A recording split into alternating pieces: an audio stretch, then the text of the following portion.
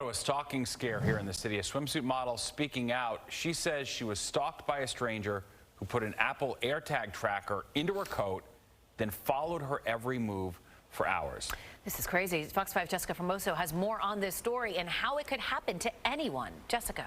Good evening, Teresa and Steve. The AirTag is pretty small, the size of a coin. The intended purpose of this device is to help us track many of those items that we usually misplace, like our keys, cell phone, wallet. But in this case, it was used for the wrong reason. And this isn't the first time. There are multiple reports of stalkers and thieves using AirTags.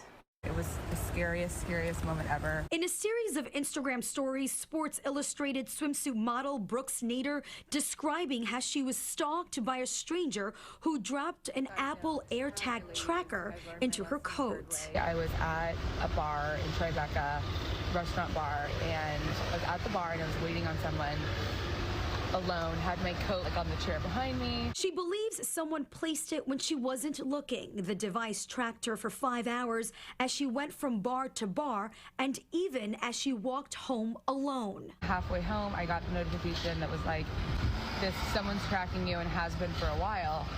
So I freaked out. You're saying that an accessory is within the vicinity of the phone. It's traveling in basically the same area, the same speed, and the phone is notifying you, telling you that there is an unauthorized accessory that's within your area. Ian Marlow is the CEO of the cybersecurity company FiTech. If you have an iPhone with basically the iOS of like 14.5 or higher, there's a feature built in that it's going to recognize accessories that are around you and let you know whether or not that accessory is there. In order for the AirTag to work, it needs to have an Apple ID, and that Apple ID needs to be tied to a mobile device. In a statement to Fox 5, Apple says they take customer safety very seriously, saying, quote, AirTag is designed with a set of proactive features to discourage unwanted tracking, a first in the industry that both informs users if an unknown AirTag might be with them and deter bad actors from using an AirTag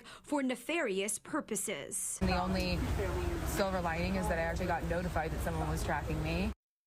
Now, we reached out to the NYPD to see if a report was filed. We are told not at this time. Meanwhile, Apple says if users ever feel their safety is at risk, they should contact police, who can work with Apple to provide any available information about the unknown AirTag. Teresa and Steve, back upstairs to both of you. That is wild. Yeah.